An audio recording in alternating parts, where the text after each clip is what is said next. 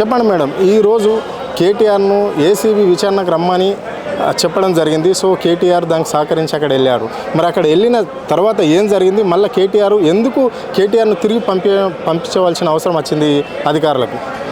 ఇందులో ఏమీ కనబడట్లేదు. కేటీఆర్ గారిని ఎలాగైనా ఇరికించాలని విశ్వ ప్రయత్నాలు చేస్తున్నాడు మన రేవంత్ రెడ్డి గారు. అది జరగదు. ఆయనకు అంత భయం ఎందుకు? లాయర్ గారిని పిలుచుకొని లోపలికి వెళ్తే ఎందుకు పంపించట్లేదు? మీ దగ్గర నిజమైన ఆధారాలు ఉంటాయి, ఎందుకు ఇవన్నీ మధ్యలో ఇవన్నీ ఎందుకు ఆటంకాలు పెడుతున్నావు? కేటీఆర్ సార్ అక్కడి వరకు ఏసీబీ ఆఫీస్కి వెళ్ళారంటే ఆయన దగ్గర తప్పు లేదు, అందుకే ఆయన అంత ధైర్యంగా వెళ్తున్నాడు. మరి ఇతనికేంటి భయము? ఎందుకు ఇవన్నీ? ఏదో ఒక వ్యక్తిగత కక్ష తప్ప ఇక్కడ ఏం కనిపించట్లేదు. అండ్ రైతులకు ఇస్తా అన్న భరోసా ఇవన్నీ గురించి ప్రజలకు క్లుప్తంగా వివరంగా కేటీఆర్ గారు చెప్తున్నారు. దానివల్ల కూడా ఇతనికి ఒక భయం అయిపోయింది. అమ్మో ఈ రోజు రోజుకి ప్రజల్లో చైతన్యం ఎక్కువైపోతుంది, దానికి కారణం ఇతనే. ఫస్ట్ ఇతన్నే లోపల పెడితే కొంచెమైనా ఈ టాపిక్ డైవర్ట్ అయిపోయి ప్రజలు వేరే ఆలోచనలు ఉంటారు అని అనుకుంటున్నాడు. కానీ ప్రజలు చాలా చైతన్యవంతులయ్యారు.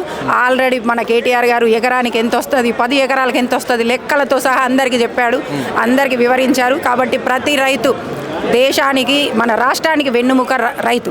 అటువంటిది నువ్వు రైతు బంధు ఇవ్వకుండా, రైతు భరోసా ఇవ్వకుండా, నువ్వు ఇచ్చిన 6 హామీలలో కనీసం ఇది ముఖ్యమైన అన్నదాతకి ఇది ఇవ్వాల్సింది ఆయనే. అది అడిగితే ఆయనకు ఆన్సర్ ఏం చెప్పాలో తెలియక ఇవన్నీ పక్కదోవ పట్టించే ప్రయత్నం చేస్తున్నాడు తప్ప అక్కడ ఏం లేదు. కేటీఆర్ గారిని అరెస్ట్ చేస్తే పోయేదేమీ లేదు, ఎవ్వరు భయపట్టేది లేదు. ఆల్రెడీ కేటీఆర్ సార్ గారు చెప్పారు, లోపలికి వెళ్ళినా కూడా హాయిగా ఎక్సర్సైజ్ చేసుకొని ఫిట్నెస్ పెంచుకుంటా, రెస్ట్ తీసుకుంటా, నేను ఫ్యూచర్ ఎలా అభివృద్ధి చేయాలో అలా ఆలోచించుకొని నేను ప్లాన్ చేసుకుంటా అని అతను చాలా ధీమాలో ఉన్నాడు. మేము ప్రజలందరం చాలా సంతోషంగా మేము దాన్ని కూడా ఒప్పుకుంటాము. నిజంగా నువ్వు మగాడివైతే రేవంత్ రెడ్డి నువ్వు చేసింది చాలా తప్పు. కేటీఆర్ సార్ గారిని ఈరోజు లోపలేస్తా అనుకుంటున్నావేమో, రేపు వినాశకాలే విపరీత బుద్ధి అని నీకు పోయే కాలం ఉంది కాబట్టి నువ్వు ఇలాంటి పిచ్చి పనులు చేస్తున్నావని నేను అనుకుంటున్నాను. అంటే ఇప్పుడు కేటీఆర్ ఫార్మా ఈ రేస్ కేసులో తప్పు చేయలేడని మీరు అనుకుంటున్నారా? అది డెఫినెట్లీ ఈ రేస్ గురించి మాకు తెలియదు, ప్రజలు ఎవరికి తెలియదు దాని గురించి.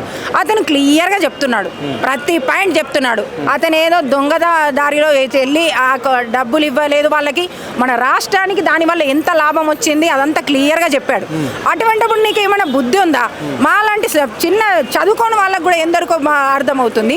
నువ్వు ఒక సీఎం పదవిలో ఉండి నువ్వు అది ఎంతవరకు నిజం అనేది నువ్వు ఎందుకు ఆలోచించట్లేదు? దానికి తగిన ఆధారాలు చూపించి ఒక ప్రెస్ మీట్ పెట్టి చెప్పు కదా, నీకు ఏంటి ప్రాబ్లం ఏంటి? నువ్వు దాన్ని పక్కన పెట్టి ఎంతసేపు ఇతన్ని లోపలేద్దాం, అరే లోపలేస్తే సీఎం అవుతారయ్యా బాబు, నువ్వు ఇంకా మాకైతే అటువంటి నమ్మకం ఉంది కాబట్టి లోపలేసినా ఓకే, మాకు మళ్ళీ మా సీఎం కేటీఆర్ గారు కావాలని మేము మనస్ఫూర్తిగా కోరుకుంటున్నాం.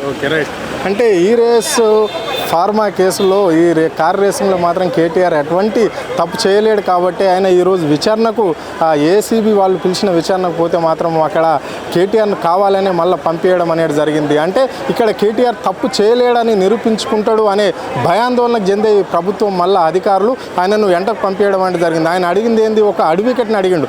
అడ్వకేట్ నా వెంట వస్తే నిజాలు ఏందో తెలిసిపోతుంది అంటే మొన్న లగచర్ల విషయంలో చూసినాము, పట్నం నరేందర్ రెడ్డిని కావాలని ఏదో ఒక సాకుతోనైనా చెప్పని వాక్యాలన్నీ చెప్పినట్లు చిత్రీకరించి ప్రజలకు చెప్పారు. సో నాది కూడా అదే విధంగా చేస్తారని ముందు ఆలోచనతో నా అడ్వకేట్ను తీసుకుపోతుంటే నన్ను కాదు అని చెప్పేసి నన్ను వెంటకు పంపించారు కేటీఆర్ను అని చెప్పేసి వీళ్ళు చెప్పడం అనేది జరుగుతుంది మంజుల గారు.